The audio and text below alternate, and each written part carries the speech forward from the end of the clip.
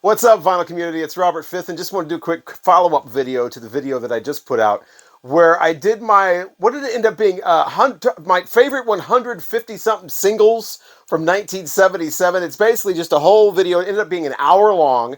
Again, this is supposed to be a top 10, and then I changed it to a top 20, and then a top 100. It ended up being a top 150 singles, 7-inch singles from 1977. Just sound clips. You don't see my ugly mug at all in the video, so another reason to check that out. A little bit of work went into that, so check that out. A lot of just sound clips. It really takes you back into 1977. So to do that video, I really did a deep dive into the singles of 1977. For like 3 weeks, I listened to nothing but my own stuff, and then I streamed a bunch of stuff that I didn't have, and really delved into 1977. That was the year that I was 4 years old. So I was around, and I was a music fan, because I was a music fan from way back. I never wanted toys. I talked about this in other videos. I never wanted toys and stuff like that. I was a weird kid. All I wanted was records from when I was like 3 years old. I have a close and play, was hooked, and 45s especially were big. And so I did this whole thing about my favorite singles. And I thought I'd do a quick video about just like the most important 4 singles, 7-inch singles in the US from 1977. Not necessarily my favorite, even though 3 of them are my favorite. There's one that's not one of my favorites. It's not in the video, but we'll talk about it because it is very, very important. Now, a lot of rock stuff was coming out in 1977, great stuff, but it didn't necessarily translate well to singles. You know what I mean? Rock you wanted to listen to on an album. You had Queen, News of the World, you know, you had We Are the Champions, We Will Rock You on the 45. That's 2 different sides of the same 45. You don't want to hear that way. Pink Floyd's Animals, are you kidding? Incredible rock album from 1977, but as far as hit singles, yeah, you're not going to find Money or Another Brick in the Wall on here. These are way too long. They have to edit songs for singles, like, you know, it's not very good. This one of my least favorite Steely Dan albums came out in 1977. You know what? I just need Peg. I got the 45 for Peg. That's fine. I don't have to sit through Asia and Deacon Blues. I don't like those songs. Now, here's a band and an album, Fleetwood Mac Rumors. Now, this just sounds like a greatest hits almost, because these guys were like the middle of that, putting out awesome albums everybody loved, but also great singles. You could listen to the single for Don't Stop. That's a great little 3.5-minute song, you know, Go Your Own Way. You know, The Chain doesn't make so much of a great 45 and things like this. So this had great album tracks and great singles. Same thing with, you know, somebody like Billy Joel, even though my favorite song on here, Scenes from an Italian Restaurant, never, you know, that wasn't a hit single.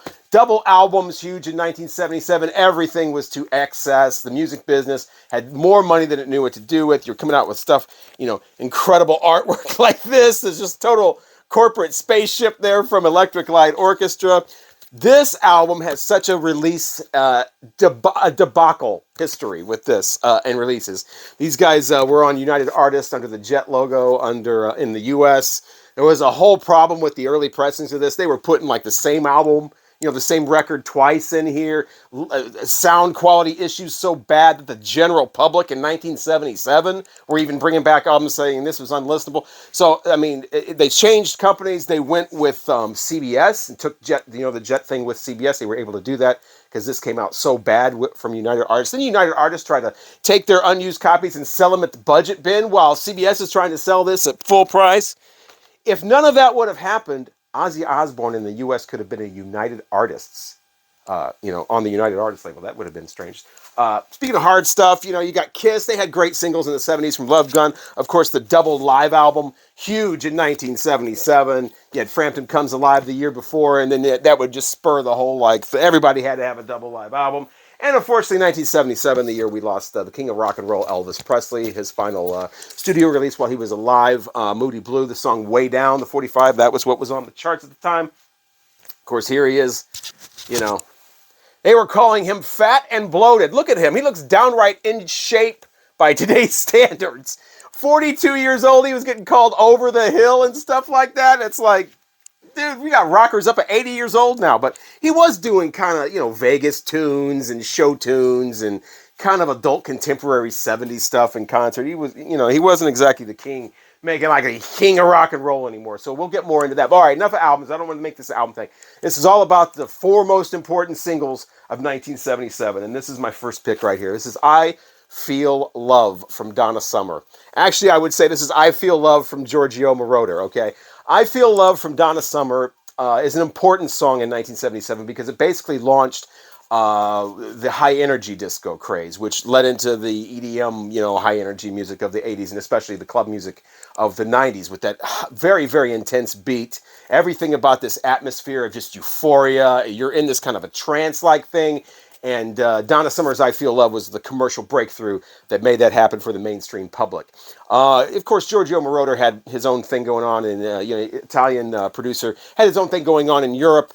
Had a few instrumentals going on that sounded similar, but it was Donna Summer's I Feel Love that really broke it through and took disco from this kind of a casual kind of thing to this, like I said, high energy stuff, which is a lot of it is still being felt today. That's how incredibly influential this is. And for rock fans, the story goes that Brian Eno heard this single and told David Bowie, "This is the future of music. We need to listen to more Donna Summer."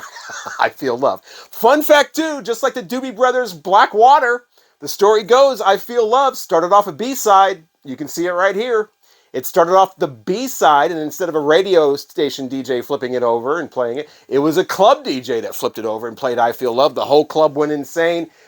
People started just having random sex on the pool table. I don't know what happened, but it launched a sensation that definitely made them rethink the A-side, and I Feel Love, Donna Summer, one of the most important singles from 1977. Another really, really important single from 1977 is God Save the Queen from the Sex Pistols, which I don't have because I'm in the U.S., and singles for punk rock weren't really a thing then. Punk rock was like considered rock in the U.S. at the time, so you wanted the album. You didn't want a single. Totally different in the UK. But yeah, this is what most of us in the US had. Of course, we had the orange one, but the orange cover, I have that on CD. But yeah, this was it, man. I can't even imagine listening to a Sex Pistol. It was weird listening to a Sex Pistol on a 45 and then just one song, because I'm so used to hearing the entire album. This blew me away when I first heard this, and it changed my, it was one of those life-changing, albums or whatever. But I think I was 16 at the time, so yeah, good age for that. But yeah, just full of great little bursts of rock, getting away from a lot of the progressive stuff like the Pink Floyd I showed earlier, where the songs are all 10 minutes long and got these different passages. This was bringing it back. That's why this single, which I'm showing you the album, but the single for God Save the Queen, or you can even pick Pretty Vacant. Anarchy in the UK came out the year before, but one of those singles, either one, really launched a whole thing with punk rock, especially in the UK. It would take a while for that to get to the US, actually. And I have this frame, by the way. I just wanted to share this. This is always up on the wall over there, but I had a broken frame, and I thought this was perfect. The frame's all bashed up in there, as you can see. Perfect to frame that. But yeah, the single for God Save the Queen, or like I said, any of them, just really launched a whole thing in the UK mostly. It took a while to get to the US. Of course, we had Ramones. Again, a group you wanted to hear on an album, not necessarily 45s. The 45s for things in the U.S. like Sheena's a Punk Rocker and stuff like that, kind of hard to find. Not a lot of people buying those. You were getting the albums. Is there a rock band? And it doesn't matter if the songs are all 3 minutes long. You got the album. There's what the most recent release of Rocket to Russia looks like. But yeah, even though they were punk rock in the U.S. for a while, punk rock was considered an album thing. And then, of course, so much punk rock started coming out that the singles started getting sold. They were always in a different section, and they weren't with the other 45s. They had their own little place up on the counter. Of course, somebody like The Damned, an incredible UK album from 1977. This didn't even get released in the US until much, much later, years later. So, so UK had so much great punk rock and great punk rock singles.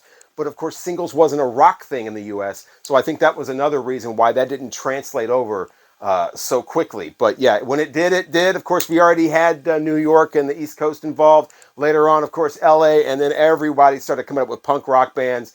And coming from Wisconsin punk rock band. And so very, very important punk rock 7-inch singles. Another important single for 1977 with a similar sound to the Sex Pistols is Dolly Parton, Here You Come Again.